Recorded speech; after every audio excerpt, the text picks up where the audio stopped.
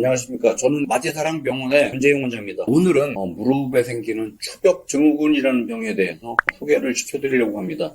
사실 추벽증후군은 그렇게 흔한 병은 아닙니다. 선천적으로 문제가 있어서 생기는 병이고, 이게 선천적인 요인이 결합되어 있기 때문에 환자 본인도 아프긴 아픈데 자각 증상을 못 느끼는 경우도 있고, 이게 또 흔하지 않은 병이다 보니까 환자를 진찰하고 치료하는 의사 입장에서도 이걸 의심하지 않으면 사실 검사도 안 되고 치료도 힘들기 때문에 꽤 병이 진행이 된 다음에 발견이 되는 병이기도 해서 오늘은 추벽증후군에 대해서 말씀을 드릴까 합니다. 무릎을 위에서 내려다볼 때 지금 모식도에 보시는 바와 같이 무릎 앞쪽에는 슬개골이 있지 않습니까? 그 슬개골 뒤에는 대퇴골이 있게 되는데 슬개골과 대퇴골 사이에 안쪽에서 살이 자라 들어와 있는 병이 추벽증후군이 되겠고, 살이 자라 들어옴으로 인해서 주위에 있는 슬개골이나 대퇴골 사이에 충돌을 일으키는 병이 추벽증후군인데, 생기는 이유는 태아가 속에서 분화가 일어날 때 무릎에는 세 개의 관절낭으로 이루어져 있고, 그 안에서 인대도 만들어지고 반응성 연골도 만들어지면서 남아있는 관절낭들이 태화가 되어야 되는데 태화가 되지 않고 남아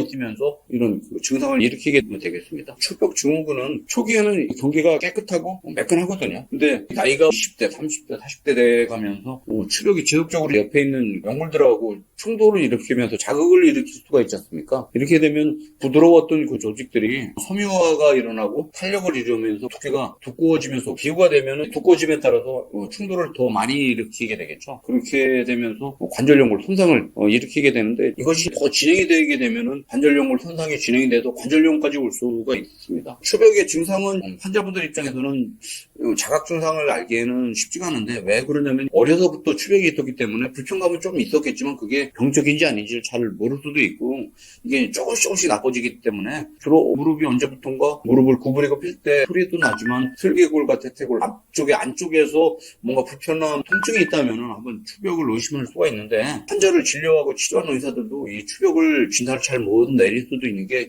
추벽이 흔하지 않고 수술을 실제 관절경을 이용해서 많이 해본 사람이 아니라면 추벽에 대해서 제대로 개념이 없는 분들도 사실 있을 거거든요. 그래도 초기에는 임상적인 진단은 쉽지는 않을 수 있는데, 앞서 말씀드렸던 그런 증상이나 그런 몇 가지 임상적인 특징이기 때문에 어렵진 않은데, 정확한 진단을 하려면 무릎에 MRI 촬영을 해야 되는데, 이제 중요한 것은 일반적인 MRI에는 슬개대퇴 관절에 추벽을 볼 수 있는 프로토콜이 안 들어가 있는 경우가 꽤 많거든요. 그렇기 때문에 MRI 찍어도 추벽을 볼 수 있는 슬개대퇴 관절 사이에 연부 조직을 볼 수 있는 그런 프로토콜이 들어가 있는 것이 중요하고, 지금 보시는 것은 저희 병원에서 촬영한 슬개대퇴 관절 쪽에 단면 MR이 되겠는데, 우측은 정상이고요. 좌측에 화살표 있는 것이 이제 추벽이 있는 경우인데, 화살표 끝을 보시면 약간 검은 살들이 슬개골하고 그 사이에 이렇게 놓여 있게 되지 않습니까? 이것을 추벽이라고 하고 MRI를 찍게 되면 쉽게 진단이 됩니다. 만약에는 진단을 내리게 된다면은 초기에는 대부분 비수술적인 치료가 우선시 돼야 되고요. 저 같은 경우에는 이제 염증을 가라앉히기 위해서 물론 약 처방을 해드리기는 하는데, 약만 가지고는 쉽게 잘 안 낫고, 저희는 증식 치료를 이용해서 좋은 치료 결과를 얻고 있습니다. 많은 분들은 추벽이 아주 심하지 않으면은 주사 치료로 증상이 많이 개선이 되는 분들도 있고요. 간혹 가다가 혹시라도 추벽이 이미 기후가 돼서 두꺼워져 있거나 연골 손상이 있어서 충돌로 인해서 통증이 있는 분들이 있는데, 이런 경우에는 체충격파 치료, 이런 원시적인 치료를 이용해서도 좋은 결과를 얻고 있습니다.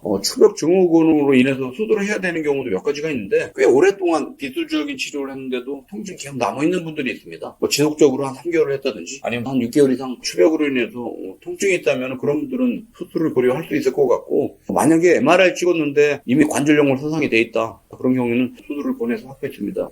직접 수술을 해보면 이미 추벽은 탄력을 잃어서 딱딱해지고 비후가 되고 충돌이 돼서 너덜거리는 경우가 꽤 많거든요. 쉽게 수술할 때 볼 수가 있고, 지금 보시는 것은 제거한 추벽의 사진이 되는데, 이것만 봐도 꽤 크지만 실제 추벽은 이거보다 훨씬 더 큽니다. 수술 후에는 MRI 찍어서 수술이 잘 되나 안 된다를 판단할 수가 있는데, 지금 보시는 바와 같이 수술 전에 있던 추벽이 수술 후에 없어진 걸 볼 수도 있습니다. 추벽에 동반이 돼서 슬개대퇴 과압박 증후군이 동반되는 경우도 사실 꽤 있는 것 같아요. 근데 저희 병원 같은 경우에는 슬개대퇴 과압박 증후군에 대해서도 기술적인 노하우가 있기 때문에 추벽이 동반된 슬개대퇴 과압박 증후군도 저희들은 적극적으로 수술을 해드리고 있어서 많은 좋은 결과를 얻고 있습니다. 오늘은 무릎에 생기는 병 중에 추벽 증후군에 대해서 소개를 해드렸습니다. 감사합니다.